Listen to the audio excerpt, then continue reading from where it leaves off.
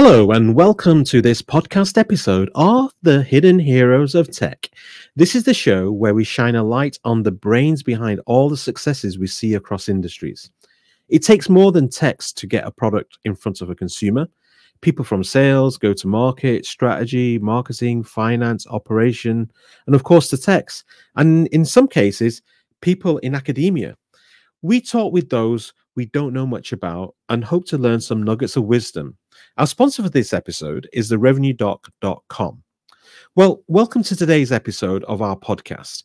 I'm thrilled to introduce not one, but two extraordinary guests who are at the forefront of innovation and creativity. I'm just waiting for them to ring the doorbell to the studio, but let me tell you a little about them as we wait for them to join us. First, we have Iain Kerr, a visionary designer and co-founder of Emergent Futures Lab. With over 20 years of experience across diverse fields such as architecture, ecology, and creativity studies, Iain is dedicated to transforming intractable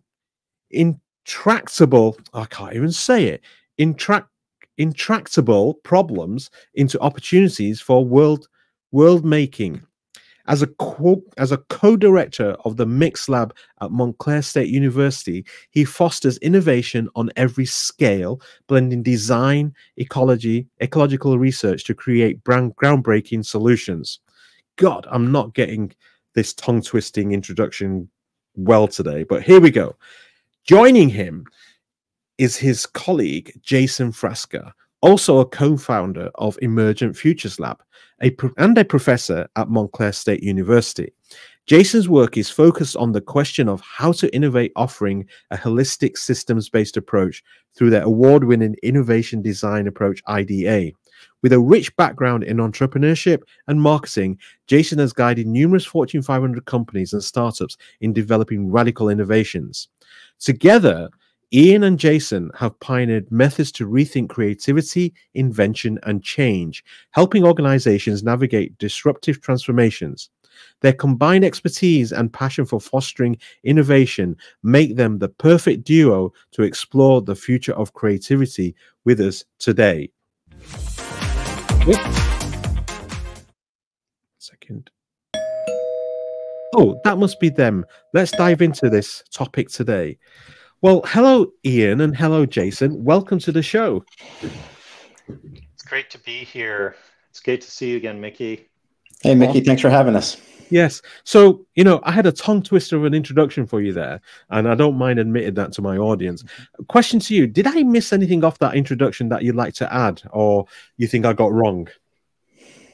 It's great to have a tongue twister. That makes it easy for us to be missing things. So that was perfect. I thought it was great. I enjoyed it. Awesome. I don't correct my tongue twisters because it just keeps the authenticity of the show, and it shows the audience that we're not setting this up for the audience particularly. It's all as we go, real time. So okay, So on to today's topic.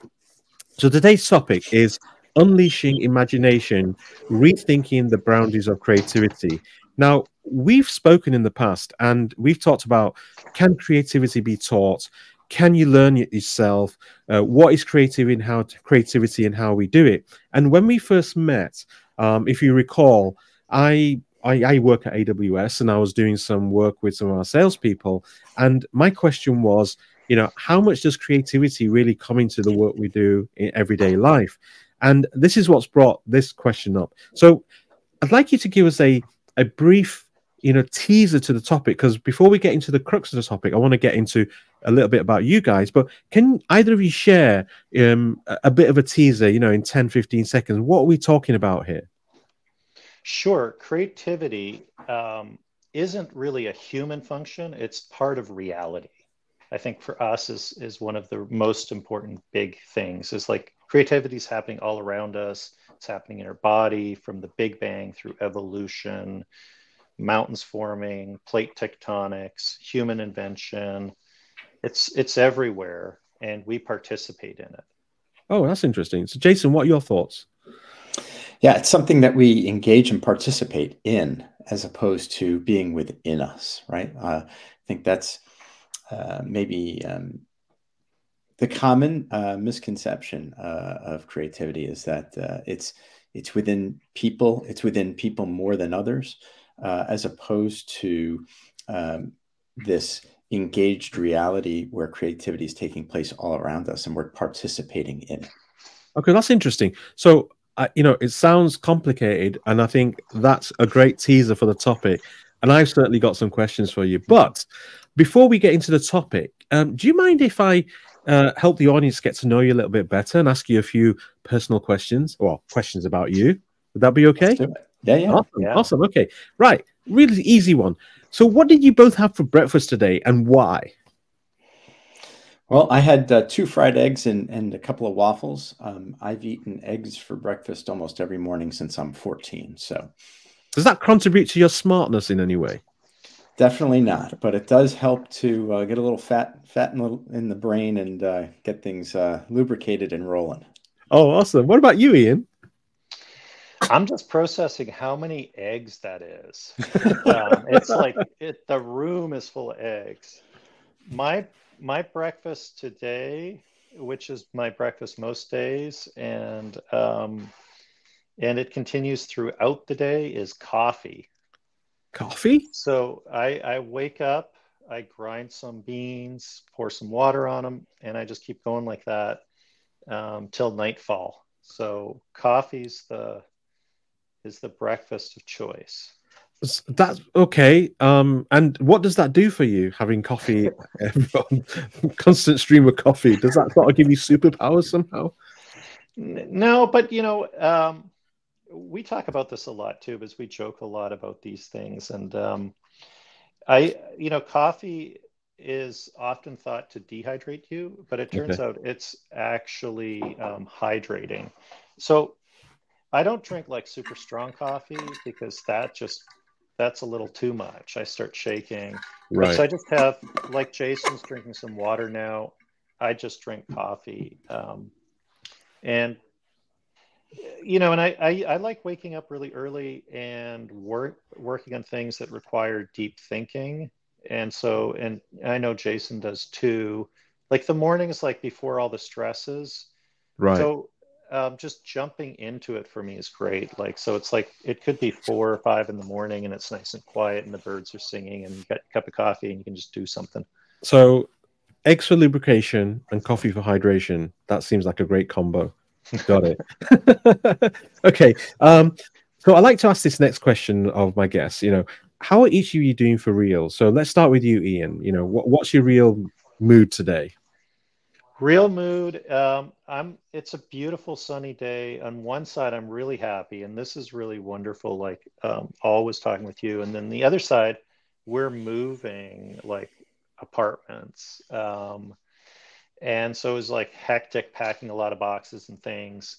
And then like the Wi-Fi went out. So then I had to come over to my partner's office here, this architectural office. And then like we needed this insurance certificate or something to be able to have the movers in the other building and haven't gotten it. So there's all these things, but you know, I think there's something really great about that. Like where you can tune in and out of the level of density of things happening. And you know, and I think that's often part of our work is like zooming in and out. So what? How are you feeling though? You've told me everything that's going on in your life. What is it? Are you feeling great about all that? It doesn't sound. Yeah, it's super exciting to move. You know, we're moving to like a new spot, and so there's a great adventure to it. Right. So my emotional state is there's a little stress of the things, but like a general like forward-looking happiness. Yeah, you don't come across as somebody who ever gets stressed, but I'm sure you do. Jason, what about you? How are you feeling today? Well, a little better than yesterday. It's been a tough week. My vertigo came back last weekend, so I'm basically sleeping on a merry-go-round, and when I get up, the rest of the day is about trying to walk straight and not hit anything, not walk into anything. So but today's a little better than yesterday, so that's nice, and we'll take it. Yes. Well, okay, that's good. Okay, Okay, next question. So I've got a question for each of you. When you go to interviews for places like McKinsey or Boston Consulting or places like that, they always throw a question in which helps them understand how does somebody think. So I've got one of those types of questions for each of you. So here's the first question, and this goes to Jason. So if you had to pick one superpower, to fly or to be invisible, which one would you choose and for what reason? It would definitely be flying. And it would be flying because I think it relates to one thing that I enjoy doing very much, which is driving and driving fast. And so leaning into the dynamics of flight and turning and getting somewhere efficiently and fast and in an exciting way. I can't think of anything more I would love to be able to do if I had a superpower than to fly. Awesome, awesome, awesome. I can see that. So you're a guy who's on the move, quickly getting from A to B. If you could shoot for the stars, you'd be there. For sure. Okay. So Iain, question for you. This is a bit of a problem solver. You've been given an elephant and you can't give it away or sell it. What would you do with the elephant? That's a great question. I think like elephants are so fascinating, like how they have like language and community and culture and all these things. How would you know that? How would you know that? well, this would be the part to me that I think I would just be like, okay, I'm going to go back with you wherever you came from. You know, like, so I try and figure out, like, is this an elephant from somewhere in Asia or is it somewhere in Africa? And I'd like go on this journey with the elephant back to its community and its family and its culture. But in doing that, I think it would be super interesting because I'm always fascinated about like, what is it like to be another creature? What type of living, thinking being is it? And to just try and connect with that. And the great part of that is if McKinsey asked me that, and I'd never want to work for them, this would be the perfect out because I'd be gone for years into elephant world. So I would be very appreciative. So you're saying you would make the elephant your companion and you'd go on a life journey with your new companion? Yeah, I would be like my elephant teacher. So would that be your potential next partner, the elephant? A life partner. It would be like that. It definitely, there's something like really interesting about these kind of creatures, and figuring out how to be in dialogue. And that's interesting. So you're the first person that's not tried to capitalize on using the elephant, in some way to personal benefit, you've actually befriended it and made it a friend, which is interesting. It speaks volumes to who you are. Next question. This may be something that you both jointly can answer or individually have separate ones. So what is your spiciest opinion that most people disagree with? And it doesn't have to be about work. It could be about childhood, it could be about career, it could be about family, I could say one about our practice, and Jason, if you're thinking about some spicy about something else, that would be cool. I think with our practice is like key to it is that creativity is not in the head. It's not. So that's something I think we get classically a lot of people push back on. How's it spicy and how does it create, Well, I think often when you go into situations that we do, there's always a few people who are like, I'm the creative, I'm the genius, and I've got it all in my head. I come up with ideas. People have told me since I was 3, that my ideas are super creative and unique. And then we're looking for how creativity emerges from experimenting and doing, and that it's much more collective and collaborative. And those people tend to be, feel like their ego's getting deflated. And so there's a tension there that we have to always negotiate. So who are you butting with on that point? And what are they saying to you? Well, they're usually like, they're definitely the people who like they might think of themselves more artistically, which they might be. They might be the ones in the company, who are considered to be literally creative, and that's their job title, their area, in marketing, and they tend to take longer to come around. But for us, the results are what really pull people in. Like, so it's just try it out. If it's in a low risk situation first, as like an exercise or a game or a workshop, we pull people in and they see it's not as threatening. So you're basically telling people who think they're creative that they're not really as creative as they think they are. It's definitely, that's what we are saying all the time, but in an expansive way, like, which is sort of to say, like, you can be far more creative when you start experimenting and collaborating with things and people and systems. So, like, don't like jump off a bridge because we're saying this. Rather, like, lean into this. It's going to be great. Yeah, I can see that. Okay, Jason, any additions to that or difference? I'm going to give a different one altogether, Mickey. Go for it. Basketball is not a sport. Okay. All right. So I'm not disqualifying anybody that plays basketball. They're certainly athletes, or most of them are. Okay. But it can't be a sport. Nothing can be a sport that professionals are being paid tens of millions of dollars a year to do that a 2-year-old can do.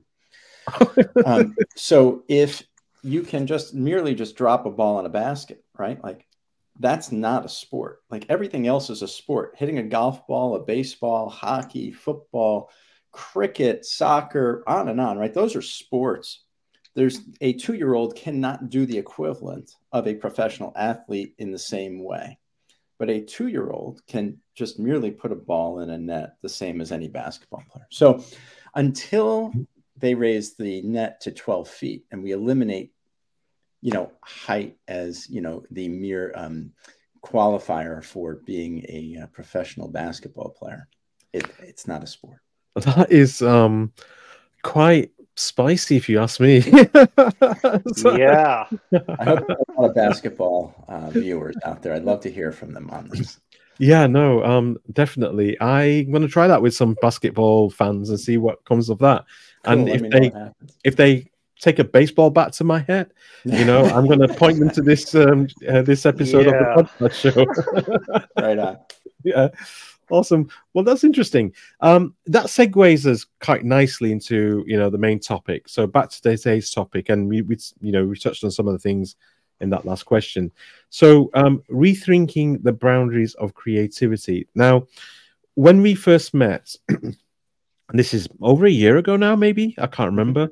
Yeah. I remember coming to you guys. I met you through another person, and I just reached out, and here was what my concern was. I had been tasked with helping to redesign how salespeople engaged customers. And one of the things I was teaching the sales rep is how to formulate a point of view for a customer that the customer hasn't thought about yet. And that required the reps to go out and do some research and go, without asking the customer what they think, what does a sales rep think about what the customer should do? And it was something that I grew up with, and I won't go into some of the details, but I felt really natural in being able to join the dots very quickly and go, okay, customers doing this by the public research I've done, I think they could do something different.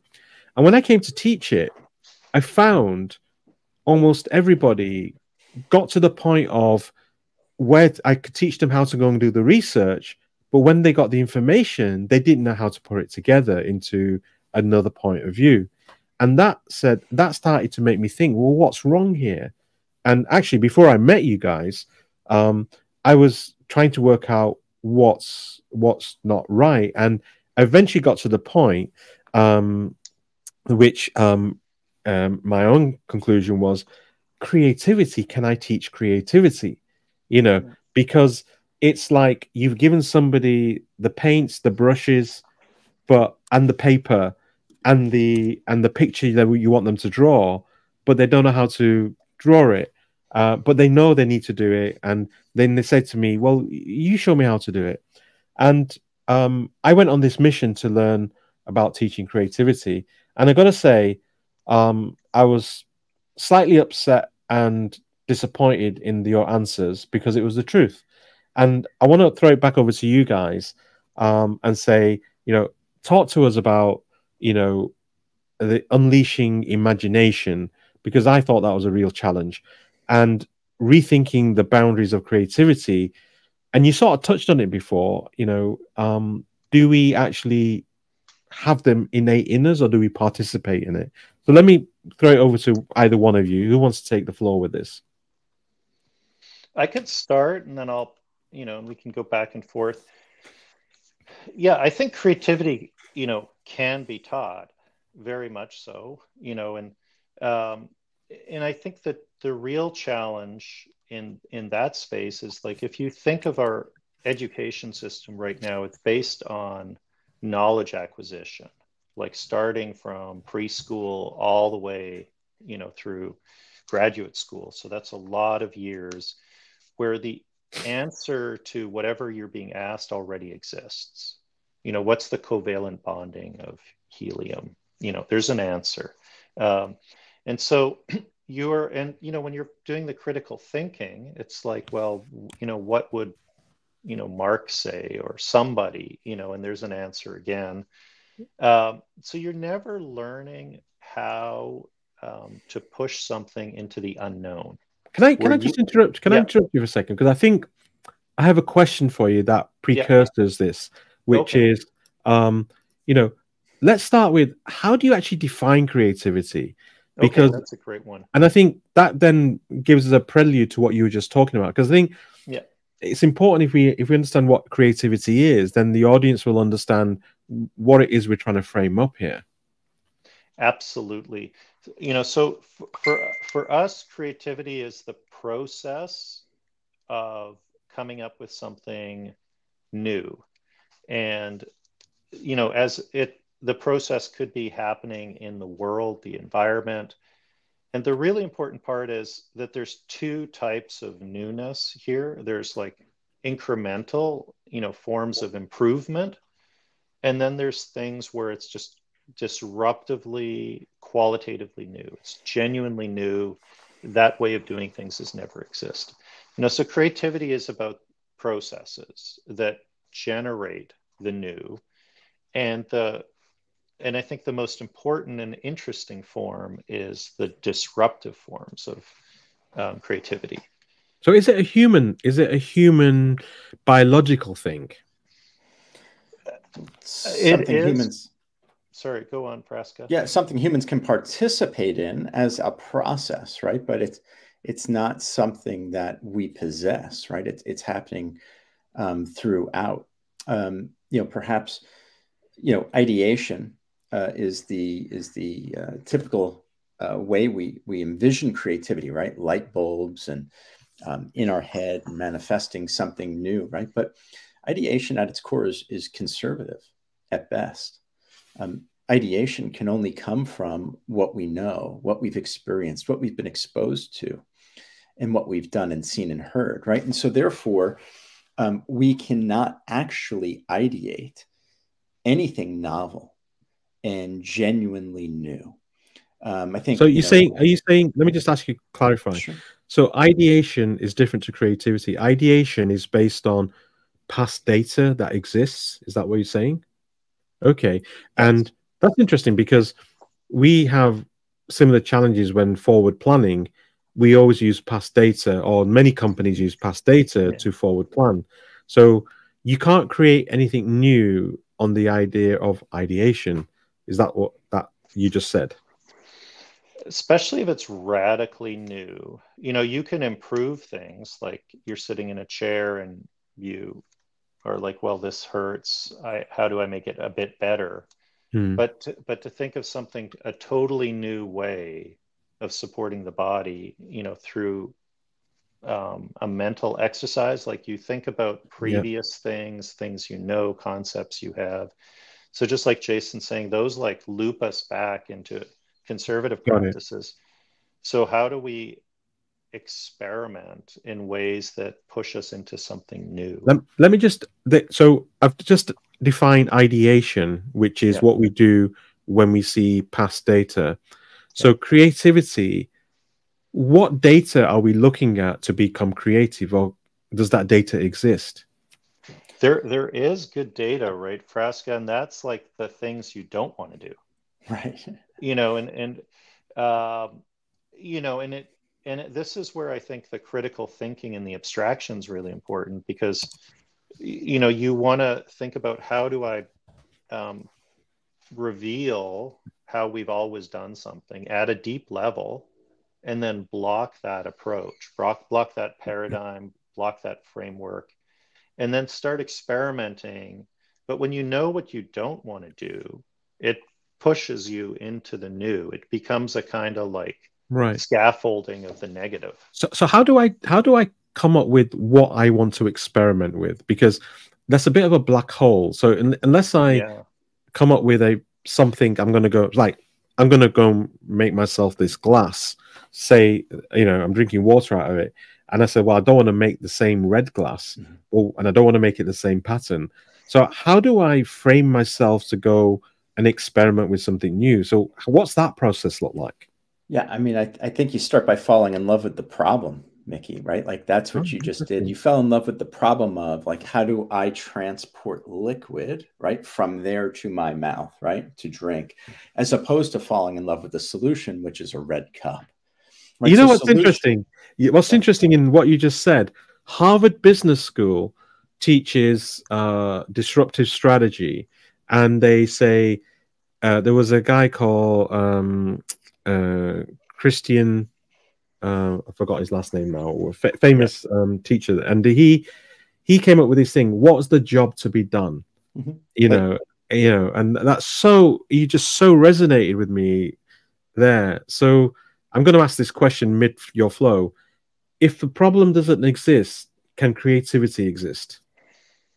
Totally. I think the important part here is that what you're really doing is like, you're thinking, what's this abstract thing I'm curious about? Like Jason was saying, like about how we hydrate, or, it could be very general.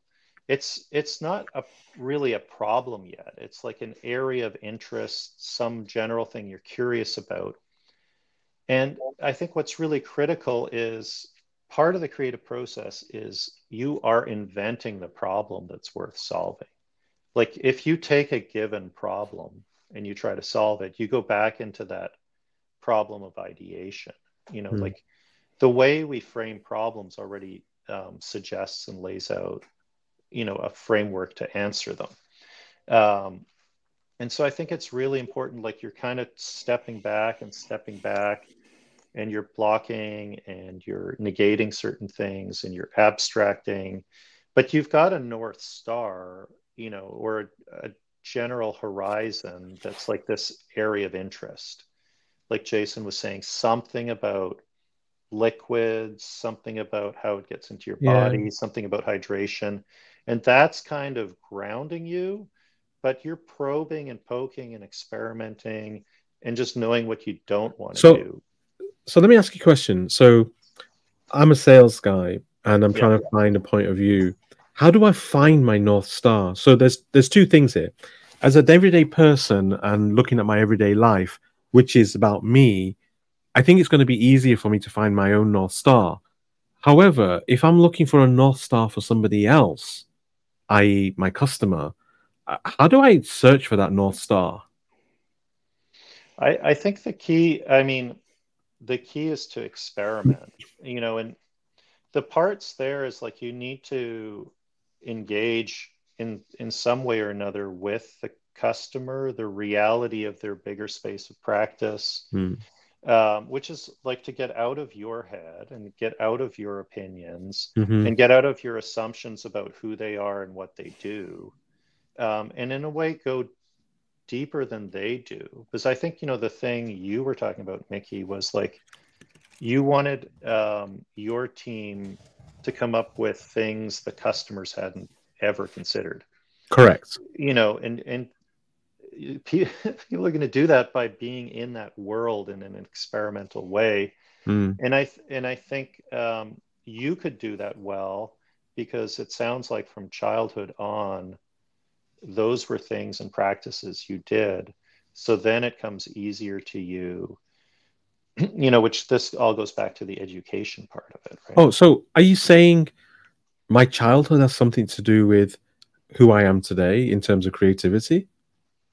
I think, because creativity has so much to do with practices and habits and skills and how you experiment and engage with things, and how you make assumptions and how you don't make assumptions. Right. And all of that, is kind of muscle memory. Oh, no.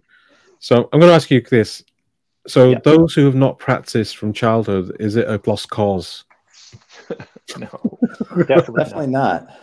Definitely not. I mean, look, we're programmed at an early age to come up with solutions, right? Answers, which is what we were just describing as antithetical to a true creative practice. But instead of ideas and brainstorming sessions, following a framework that relies on the data, like you were describing before, both for your customer, whether it be in sales or going back to hydration, right? The problem that we want to fall in love with, right? We need to disclose all that exists about these topics, right? Whether it be your customer and what they're into, or the hydration model, and understanding the histories, the logics, the cultures of what's been done. And once we truly understand what's existing in this area of interest, then, as Iain was describing earlier, we can start to block what exists. We can block what we don't want to do, which would be typically in a competitive landscape, what everybody else is doing, right? In order to generate difference, as opposed to trying to think it. Right. If you don't do what everybody else is doing, right, then you are certain to move and evolve into some space that's new. Now, it may not be a good space, a good or bad space. We can reserve that judgment for whether it's worth pursuing, right? But we can move into a new space of novelty through experimentation, action, doing, practicing, probing, right? And then once we've got that new space, those possibilities, right, then we can evaluate that field of potentialities for what's worth following. Where should we invest our time, money, energy as a team or an organization to pursue those unintended possibilities, right? And then once we've kind of got that and connected, we can start to emerge and commercialize and concretize those opportunities. So it's a process, right? And I think just real quick, it goes back to where Iain started, right? Creativity is a process. Well, that's interesting. And so none of that had anything to do with any one particular person. If we provide the process, the framework, the model, anybody can follow that. I had a different question next, but I'm going to pose a different question now. And it's just triggered something. So what role does education play in fostering creativity? Because I'm not just talking about academia. Some of the challenges I faced is I have to provide that education in my workplace. So all of a sudden, out of nowhere, my work required my staff to be creative. How do I engage in educating them? Or is it something that has to be done from a child upwards from schooling? Yeah, no, we do a lot of this work where we do workshops to, around education for creativity in business settings. And, as Jason was saying, it's like starting to, on one hand, unlearn a lot of assumptions while you're learning a new set of practices. And that these practices, for example, the concept of disclosing and blocking, once you get them, you realize how powerful they are and how effective. Once you realize that you shouldn't start by brainstorming, ideating, but by engaging and then disclosing and, blocking and experimenting. And we really do this in a context of very hands-on, Like, so it's not about education where it's lecture and you need to know all this knowledge about evolutionary theory or whatever it might be, and now you understand why creativity is different than you thought. We just jump right in, and within an hour we have people collectively in teams and like the whole group genuinely innovating things that nobody could have ideated and coming up with new approaches. And then we get them to unpack it, and they come up with concepts and tools and techniques where they're saying, well, it wasn't in my head, it was relational, and it emerged through this experiment, and we did this blocking. And let me just jump in there. So interesting. So you've really shown a way of educating, you know, somebody on, or a group of people on creativity. I think one of the challenges I found is, how do you get people to recognize they want education? Because whether it's creativity or another topic, I find that education is something that one has to desire to acquire that knowledge, to want to go out and learn. And I've seen in many organizations, and I'll take sales organizations, they release a new product and they force the whole sales organization to do sales training. Nothing to do with creativity, but everybody goes through the sales training course, and probably 90% of the people don't have the desire to do it. They've just been told they have to do it and get a tick in the box. So I find education there has to be a desire to be educated. Now, when you come to creativity, you know, how can you, I guess, foster a light bulb moment in somebody's mind to say, I need to be educated about creativity? Because without that, how do you get people in the room to do that workshop? I don't know if there's a way to get people interested in learning creativity, but what I can tell you is that our approach is not to stand at the front of the room and lecture about it, right? Like, that's going to be quite antithetical to what people's lifelong experience has generally been around creativity and ideation. I'm going to do a bit of ask you a prelude to that question, that point you're making. So say, getting people in the room, I'm convinced that you both can actually walk them through this amazing framework that we've discussed many, many times over. One of my challenges is that, how do I get them in the room? You know, how do I make them willing participants? This is a big part, you know, we also consult around it, which is like, how do you make an ecosystem, like the organizational ecosystem, one that has the capacity to innovate, you know, and I think, you know, what you're talking about is a huge hurdle, which is where, you know, people are kind of like, they're overworked, all their time is booked, they know what they're supposed to do. Why do I need to do something else? I've got 3 other meetings, I got these deadlines, and now I have to go to this stupid training for this stupid product that I probably won't have much to do with anyway. Bingo. And that's because the ecosystem that they're in has been designed in a way that there is no space for that adaptability. You know, it's like literally every minute of your workday is already called for, and now it's like I'm being asked to do something else. And on top of it, it's like now they want me to be creative. But so, you know, you have to go into the infrastructural part of an organization and be, you know, like, let's change what people's workload is. Let's change how their day is. Let's change how tasks move and get assigned. You know, a lot of that has to happen to make it such that you have fertile grounds for people to be able to adapt and modify and evolve and change. But we're not really talking about that enough, and we're not focusing on that enough.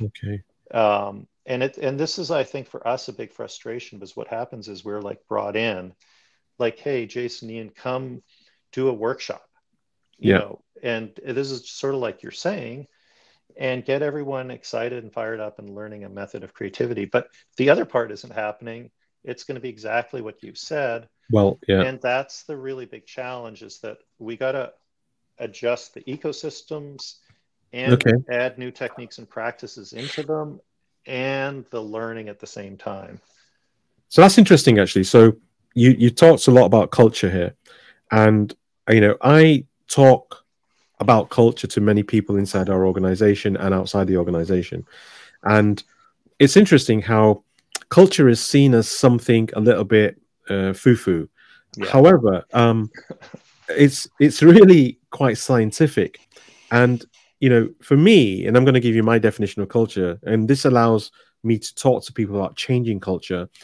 Culture evolves through consistent and repetitive, consistently repeating same behaviors over and over again. And that creates the culture that everybody starts to adopt, meaning everybody sees that repetitive behavior as being the right way to do things. So every week I go to church, it becomes repetitive. That becomes part of my culture. You know, Yeah. every week I go to the pub to have a pint of beer. That becomes my culture. So when I take that back, culture is created through a series of KPIs and processes. That's how I instill it down to. So I look at my own organization and I look at the culture of engagement with the customer. I said, you can do everything you want in the world to educate the sales reps to behave differently in front of the customer. But if your business processes and how you measure them on achieving success remains the same, you will not change the culture, because their repetitive behavior will be based on those business processes and KPIs. So my next question to you guys, how does cultural background influence the creative process? Because I'm starting to feel culture is not just about how I grew up. It's probably due to these processes and KPIs we instill on people. And then how does it impact creativity? I think the part we would add and focus on to your, you know, really good answer about what is culture and these habits and practices, that they emerge from, you could say, like a physical and conceptual infrastructure. You know, so if you were to put somebody in a kitchen, you know, where there's a microwave, a kettle, and a something else, you know, that, you know, would lead to habits and practices that that system would have the propensity for. You know, that they never make like some crazy strange cake. It's, you know, it's the part, the infrastructure and the concepts, you know, and so I think we focus a lot on one side, say more the habits and practices and concepts, the soft things, but the physical structural parts and the like human resources parts of, like, you know, what's your job title? What are you supposed to do? Who do you report to? Who can you communicate? All of these things also shape the culture, and you have to kind of reconfigure them to make an organization that's spontaneously innovative and creative versus an organization where it's like, here's the team that does innovation, you know, or here's the workshop in this one moment, let's come up with a new idea and then we'll move it through the system, versus like imagining your organization is generating creativity, you know, both the developmental types, like we'll improve this, change that, do that, and it's also doing the bigger disruptive things. Right. Interesting. Let me ask you a question, maybe some advice for the audience. What daily habits or practices do you recommend to someone looking to enhance their creative abilities? I think it's engaging with the questions that you are interested most in. So, you know, whether that be writing or making or building or designing, but physically being engaged. Not, you know, nothing ever happens when we just sit and ideate, right? Or ideate and then try to just put it forth, right? It requires a coevolution with the materials, with the humans, with the space, with the environment, with the reality in the moment in which you're trying to be creative or disruptive, right? And so there has to be some form of experimental engagement. You know, there's no coincidence that both of the things that Iain and I are most involved in right now have a lab at the end, right? The Emergent Futures Lab, the Mix Lab at the university, right there. They are both literal and conceptual spaces to experiment and engage and probe with questions or materials or, education, whatever it might be. But it requires a doing, it requires a talking, it requires these dialogues like Mickey, we've often referred to the conversations that we had with you over the last 12, 18 months, in which has pushed us and evolved us. So just talking to people, right, is a form of engagement and probing and experimenting. It comes in all forms, but it's never going to happen in our heads. So is there like 3 bullet points you could offer the audience? Yeah, like the one thing I would add to what Jason's saying that would be, so maybe bullet point 1 that Jason, you're saying is like, you got to do a lot more than sit back and ideate. You got to get out in the world. The key technique to try out and do in your daily life all the time in that doing is disclosing and blocking and experimenting. Like, how are things done? Don't do it that way. Now, find what's the underlying thing that it's about. Can you do it another way? Once you figured out another way, can you block that and do it yet another way? Can you block all of those and do it another way?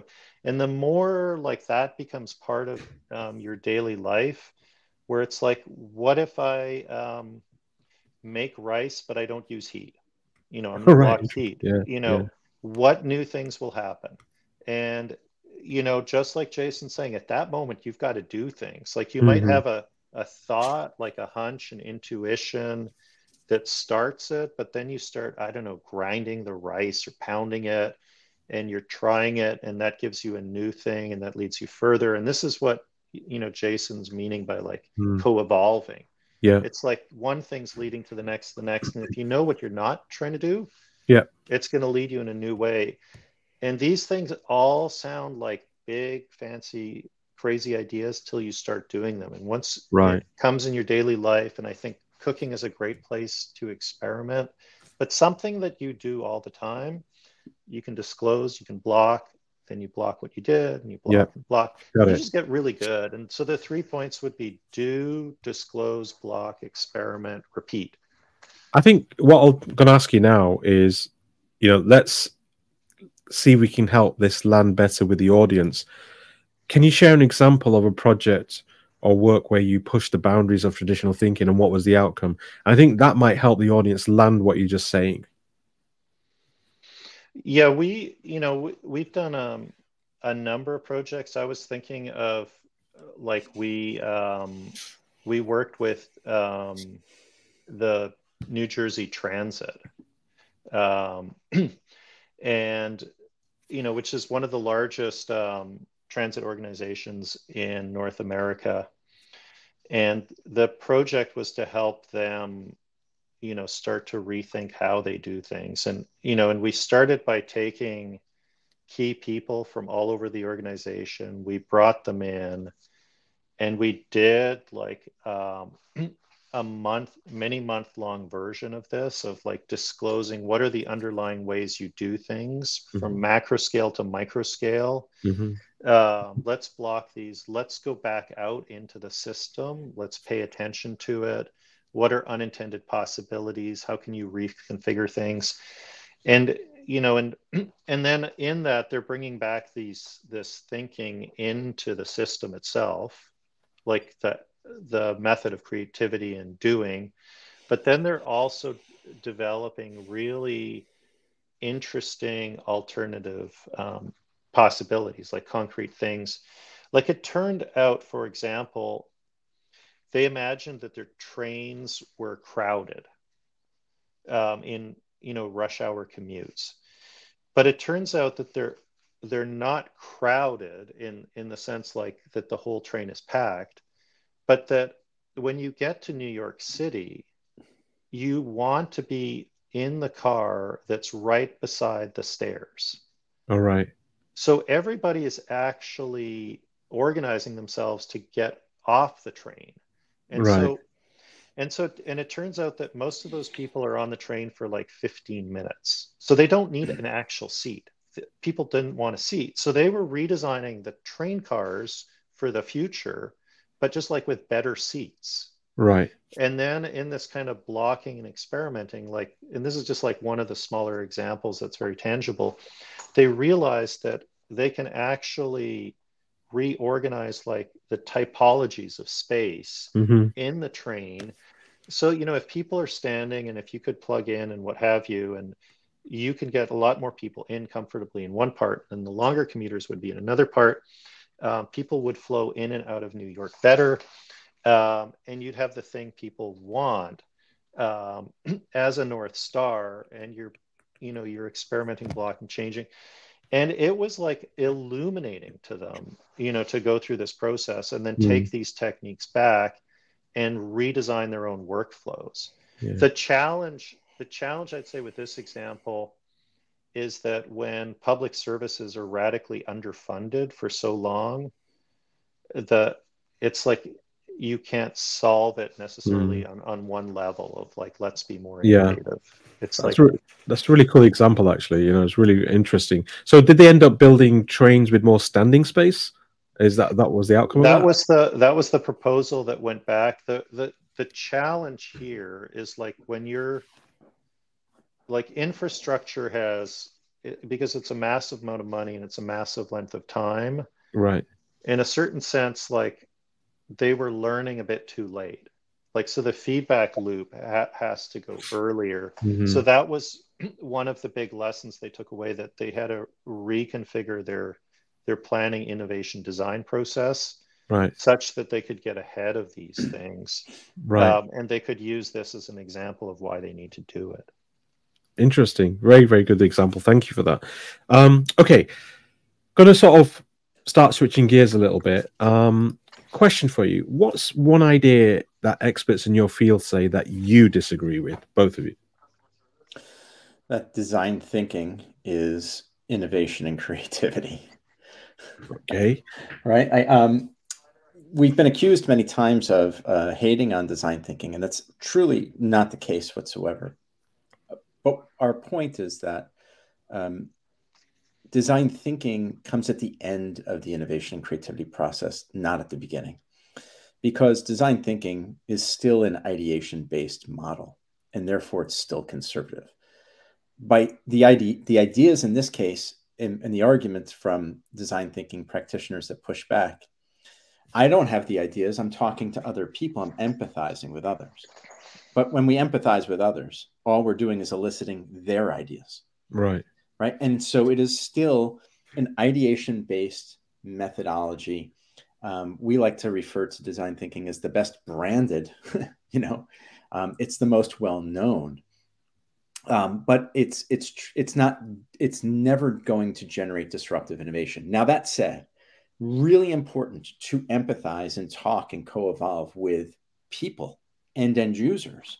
But we feel that happens after the disclosing and the blocking and the following, where we have uncovered this new space of opportunity that is truly unique and novel, right? Then let's bring it down and back. Now design thinking plays a role, right? And empathizing and co-evolving and talking with people. And so that would be, I think, one area that we tend to disagree with the majority in this space. Interesting. Okay. So who are your favorite people to follow in your field, or are there any people in your field that you can follow? There are. I mean, we can follow the elephants, but there's a lot of really interesting people, and I'd say they're like in the expanded space of our field. So there's like, when we say thinking's not in your head, there's a whole field of embodied cognition that looks like how we're embodied, engaged, and active with the world. And so like Evan Thompson, Varela, like these founding figures of that movement are really important to our work. Yeah. There's also, we use a lot of evolutionary theory, with this idea of blocking. This is coming from how novelty emerges in it's like Jason was saying, the unintended potential of feathers, which were growing for dinosaurs to be sexy, could keep eggs warm, and they grew bigger. And then the unintended potential eventually would be, Okay. relating to flight. So we look at like Stephen Jay Gould and people like that. And Okay. so there's and then in philosophy, maybe one last one, there's like a lot of philosophers looking at processes, and how novelties generated through process. One famous example would be like the French philosopher Gilles Deleuze, and the book he wrote, 1,000 Plateaus. But there's so many. We're in love with other people and engaging with them, and sounds like you're very unique in what you're doing, though. Would I be right in saying that? Definitely, there is a growing movement, though, of more, people who see creativity as environmental, ecological, Right. emergent through relational dynamics, Right. and management consultants, I would say in general, who are much more interested in complex, adaptive systems. Right. That space those are our colleagues and collaborators.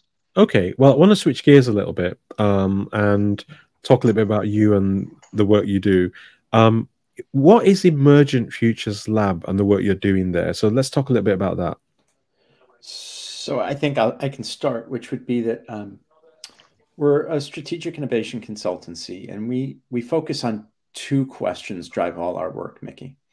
What is innovation, and how do you innovate?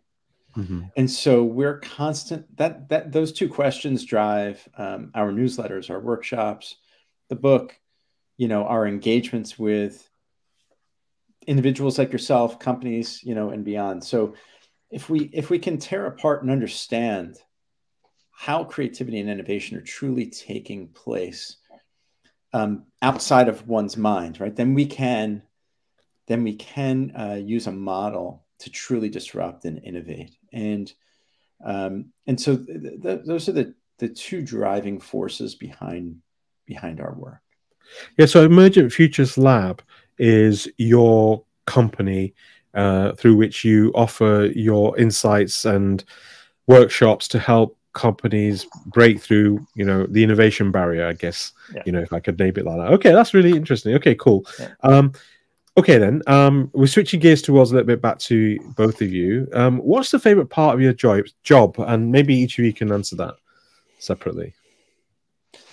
For me, it's just learning, right? It's just there's whether we're being brought into transit systems, pharma, materials for waterproofing. These are not any industries that I have experience in my prior lives and careers. And so there's this constant, learning of new fields and new potentialities, and how they apply and connect to innovation. Looking for examples in traditional media, that's being written or spoken about in capitalistic endeavors, and so on and so forth. And so for me, it's really a platform for learning and being exposed to new. It's awesome. Iain, what about you? The favorite part of my job is like how we're always evolving, like Jason and I together, and then with, like Jason was saying, with the projects. But like if you went and asked us these questions last year, we the general sense would be the same, but like we've really, we're every day we're like talking, experimenting, working, and it's like, oh, this is a better way to do that, or oh, that piece is missing, and there's that part of like being working with someone like Jason, where every day something, internally in a way in Emergent Futures Lab, it's evolving, it's developing, and it's like, it makes it really enjoyable to get up and you know, even though we're kind of remote, you know, we're a few hours apart. Um, it's kind of like we're in each other's living rooms or in like each other's labs, and we're just working through things So and it sounds doing like both of things. you. So it sounds like both of you on some sort of voyage of discovery, and that's Yeah, the key thing. And in different, you're learning different things. That's really cool. yeah. Okay, I'm going to do a bit of a quick fire rapid round. Jason, what's your favorite book of all time? Of all time. It's got to be The Obstacle is the Way by Ryan Holiday. Ian, what about you? It would probably be The Thousand Plateaus by Deleuze and Guattari. Awesome. Okay. Ian, starting you. What is your favorite movie or show of all time? Oh my God, so hard. I always like the next thing I'm watching, but I would say, and I will probably regret it, but like um, Tarkovsky's Stalker. Okay. Okay. Jason, what about you? For me, super easy. The movie Airplane. Okay. Jason, to you. What's your favorite meal? Sushi. Oh, okay. Ian? Favorite meal is probably something I haven't had. Something totally, you know, some experimental thing. That's sort of a contradiction in some way. How can it be your favorite if you've never had it? I'm always like, this is where like I love cooking. And so it's always like, let's try something new. What if we blocked this? What if we did that? Like, could we do it this way? Let me tell a quick story about this real quick. Go ahead. We went to a pizzeria that had about 50 different toppings on it, Mickey, from pepperoni to gummy bears. And so what we did, Ian's very much into randomizing and the new, right? Like he genuinely means this, like eating something he's never had before, right? So we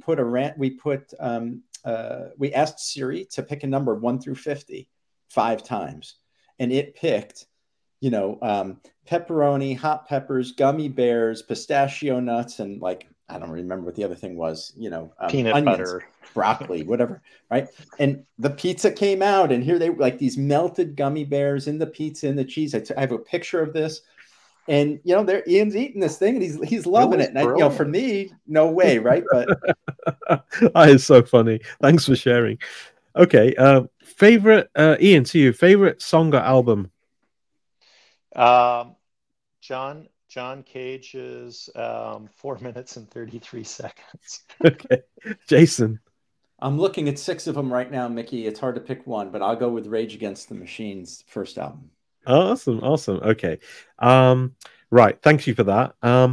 Where can people go to learn more about you? You can go to our website, emergentfutureslab.com. There it is. Thanks. You know, we've got hundreds of articles on these topics, and I think where we do the most consistent work is in our newsletter. So every Friday morning we publish Friday, because morning is dependent upon where you're in the world receiving it. But every Friday we publish a new newsletter where we are wrestling with these questions at a very deep level. We've been talking a lot about AI lately. Relations, constraints, affordances, emergence, innovation processes. We incorporate a number of examples that I think become quite relatable, and we do all the writing ourselves. So we're not using AI to write our articles. That's one, and two. Ian does the majority of all these drawings. Like, so we have all these hand-drawn imagery all over our website and in our newsletters each week, where he's diagramming the processes. You know, people ask who draws the images, and I always just say quickly, it's easy. You know, if they're good, they're Ian's. If they're bad, they were mine. You don't see many of mine because they just don't even make it, right? But you know, this idea of engaging with the process that we're talking about, you know, Ian has taught me a number of things, but this would be one, right? Like, which is the drawing of it, right? And thinking through it in, not just in words, but in imagery and working through that. And I think that really comes across in our work, and people connect with it deeply. You mentioned something just then, which I think I should ask you before we go into closing. and it's doing. What's the rise of AI and technology? How do you see that in the role of human creativity? Is that going to impact it, improve it? You know, just a few words on that. I think it has, there's a bunch of things, and Jason was saying we wrote about it. I think one really important grounding thing is to understand the type of tool it is. So it's not artificial intelligence. It's algorithmic mimicry. It's statistically looking at things that have been done to come up with some statistical next possibility. It can be, it can do really astonishing things that we're just discovering, and this is like the what else can it do part. And I think the intelligence part is totally oversold and misunderstood, but the other parts I think are really astonishing and super interesting. And I'd kick it over to Jason. Yeah, I mean, it's a co-intelligence as opposed, there's not much. It again can be quite conservative because it's being drawn from what we as humans have created, right? It's so there's nothing artificial about it, and it's maybe akin to what the book was, back at the Gutenberg press, in terms of this new form of tapping into a collection of human knowledge and ideas, right? But at this point, it's a tool, I think, that we can use to support our work and further things in interesting ways, but to rely on it as this new, like, external intelligence, I think is a mistake at this moment. So last part I'd say on that's really important is, I think, and this goes back to the education part we're saying, and the creativity paradox is like, we're interested in the genuinely new, what can't be thought, what can't be known. AI just does what is known, what can be thought, and this is where I think the kind of practices, process, techniques that we're really interested in, they're not ones that AI will help us with. And interesting. And I think this is the really important part. What we can do really well is focus on understanding that there's something like unknown. Since AI isn't intelligent, you can't even pose that question at a meaningful level to it. So don't you think that the level of, I guess, the quality and the depth of what AI returns in terms of against a query is so evolved that a lot of people who have not practiced creativity throughout their life are just going to see that as an intelligent being? Yes, how do you convince? Sure. How would you convince them that actually there's no intelligence in there?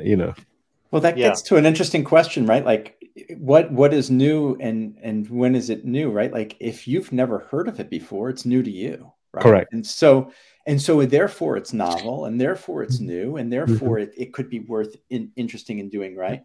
But where Ian and I and Emergent Futures Lab, we're genuinely interested in the unprecedented and the genuinely novel and unique. And so you're looking for beyond AI now. Yeah, and and I think that's a really important part, is like, like AI helps or works in a space of known things, and we're interested in the emergent that's not knowable because it doesn't exist yet. It's not that it's unknown, it's not there, so there can be no knowledge yet, and you're co-emerging with that knowledge. Got it. And that's what's really important here. I think the interesting thing there is, I guess all these things exist but are not known to humans, and it's the discovery process, so if you think about what we create, I guess it sort of existed. It's just that we've managed to connect with it for the first time and do something with it. What would you say to that? I think we got to go further, and it's like, there are genuine things that never existed, right? And they came into being, and once they came into being, they changed everything. Got it. And that it's irreversible.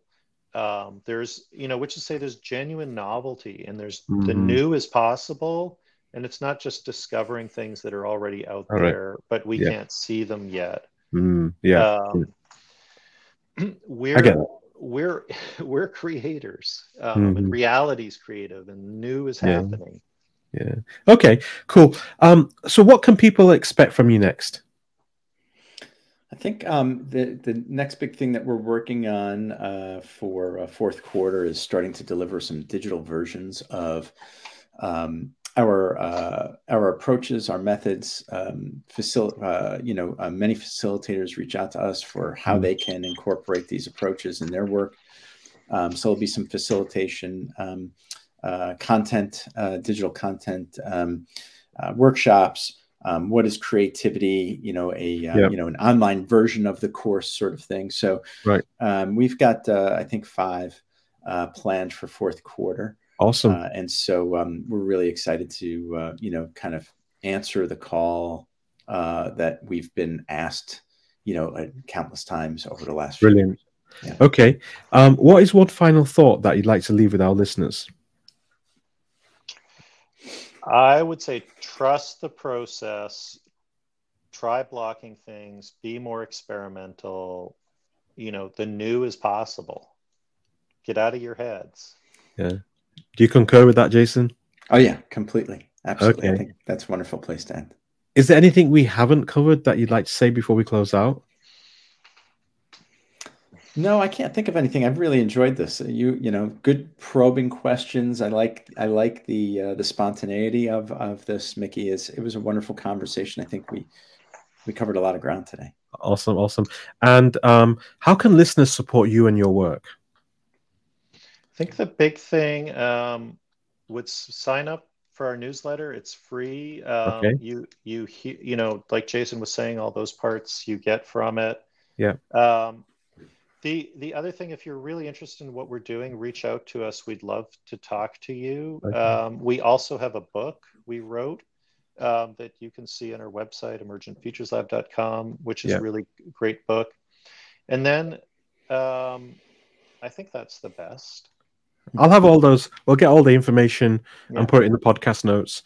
And anybody who's listening, it doesn't have to write this down. We'll have it all listed out below, the links, the books, etc. So we'll get that into the podcast notes.